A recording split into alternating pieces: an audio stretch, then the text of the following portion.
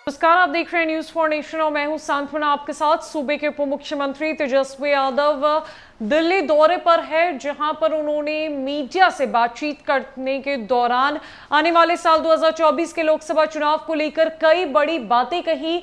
इतना ही नहीं, बिहार की राजनीति पर भी उन्होंने चर्चा की और कहा कि आने वाले चुनाव में अगर बीजेपी को हराना है और पीछे करना है तो जरूरत है कि सारे ऑपोजिशन पार्टीज यानी विपक्ष एक साथ हो और एकजुट होकर साल 2024 का लोकसभा चुनाव लड़े। खासकर उन्होंने कांग्रेस की बात पर कहा कि कांग्रेस को जरूरत है कि जिन राज्यों में क्षेत्रीय पार्टियां मजबूत हैं उन राज्यों में क्षेत्रीय पार्टियों को कमान दी जाए, उन्हें ड्राइविंग सीट पर बैठाया जाए, फ्रंट पर लाया जाए, तभी बीजेपी को पीछे किया जा सकेगा। बात उन्होंने बिहार की जहां पर उन्होंने बताया कि बिहार में आरजेडी जो कि उनकी पार्टी है और दूसरी तरफ मुख्यमंत्री नीतीश कुमार की पार्टी यानी जदयू, दोनों ही बेहद ताकतवर पार्टी है। जो दोनों का जो जमीनी स्तर है वो बेहद मजबूत है। बिहार की जनता इन दोनों पार्टियों के साथ है। तो अगर इन दोनों पार्टियों को फ्रंट पर लाया जाएगा, क्षेत्रीय पार्टियों को जो है और भी ज्यादा कांग्रेस मजबूती प्रदान करेगी, सपोर्ट करेगी, तो यह आसान होगा बीजेपी का रास्ता रोकना। विपक्ष को एकजुट होने की जरूरत है और इसी कड़ी में आपको बताइए कि बीते दिनों मुख्यमंत्री नीतीश कुमार भी 3 दिवसीय दिल्ली दौरे पर थे, जहां पर उन्होंने तमाम विपक्ष नेताओं से मुलाकात की, विचार विमर्श किया।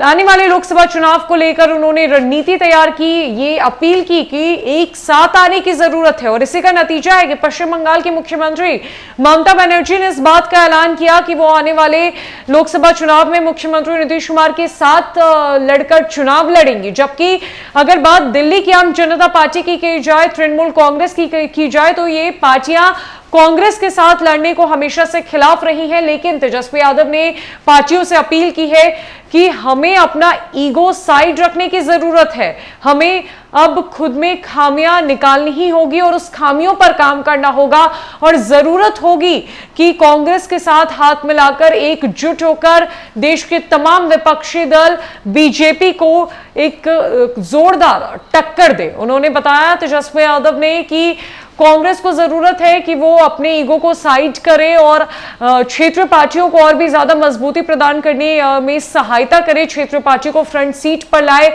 जो हाल कांग्रेस का बिहार में है वो अच्छा खासा नहीं है। कांग्रेस की मजबूती बिहार में खत्म होती जा रही है। महागठबंधन की सरकार के अंतर्गत कांग्रेस की भी पार्टी है, जहां कांग्रेस के 2 विधायकों को बिहार की कैबिनेट में जगह दी गई है, उन्हें मंत्री बनाया गया है और आने वाले वक्त में भी कांग्रेस को जगह दी जाएगी। लेकिन कांग्रेस को विभिन्न राज्यों में खुद को मजबूत करने की कवायद जो है वो शुरू करनी होगी और ये कवायद जो है वो क्षेत्रीय पार्टियों की मदद से ही की जाएगी। तो तेजस्वी यादव ने ये तमाम बातें विपक्ष दलों को लेकर कही, जहां पर उन्होंने कहा कि हम विपक्ष दल एक साथ जब तक खड़े नहीं होंगे तब तक बीजेपी को हराना मुश्किल होगा, क्योंकि यही नतीजा था साल 2019 के लोकसभा चुनाव का। जो गलती हमने करी कि विपक्ष दल अलग अलग होकर बीजेपी के खिलाफ लड़े और जिस वजह से देश में एक बार फिर से केंद्र में बीजेपी की सरकार बन गई। लेकिन इस बार वो गलती नहीं करनी है, अभी से ही रणनीति तैयार करनी है, कोशिश और तैयारी अभी से ही होनी चाहिए, जिसकी शुरुआत मुख्यमंत्री नीतीश कुमार ने कर दी है। उन्होंने साफ साफ कह दिया है कि उनका मकसद देश के प्रधानमंत्री बनने का नहीं बल्कि बीजेपी को रोकने का है, देश को बीजेपी से बचाने का है। अब तेजस्वी यादव ने भी कहा है कि साल 2024 आने में ज्यादा समय नहीं है और तैयारी अभी से ही शुरू करनी होगी, तभी बीजेपी को हम रोक सकेंगे। तो ये तमाम बातें तेजस्वी यादव ने दिल्ली में कही। इस वक्त वो दिल्ली में मौजूद है और संभवतः आज आरजेडी सुप्रीमो लालू प्रसाद यादव साथ ही साथ सूबे के मुख्यमंत्री नीतीश कुमार दिल्ली के लिए रवाना होंगे, जहां पर एक साथ वो दिल्ली में कांग्रेस के राष्ट्रीय अध्यक्ष सोनिया गांधी से मुलाकात करेंगे, उनसे विचार विमर्श करेंगे। चूंकि सोनिया गांधी बीते कई दिनों से विदेश दौरे पर थी और बीते रात ही वो वापस लौटी है, तो अब उनकी मुलाकात होगी नीतीश कुमार और लालू प्रसाद यादव से।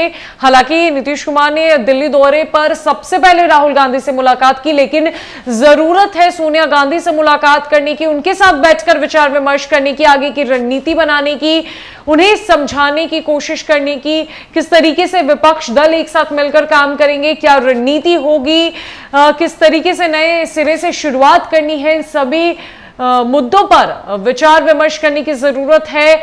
और इसी कवायद में आज नीतीश कुमार और लालू प्रसाद यादव संभवतः दिल्ली के लिए रवाना होने वाले हैं। तेजस्वी यादव पहले से ही दिल्ली में मौजूद है और ये तीनों प्रमुख नेताओं की मुलाकात सोनिया गांधी से होगी। तो फिलहाल के लिए इस अपडेट में इतना ही। कोई अपडेट्स के लिए हमारे साथ बने रहे न्यूज़ फॉर नेशन में। नमस्कार।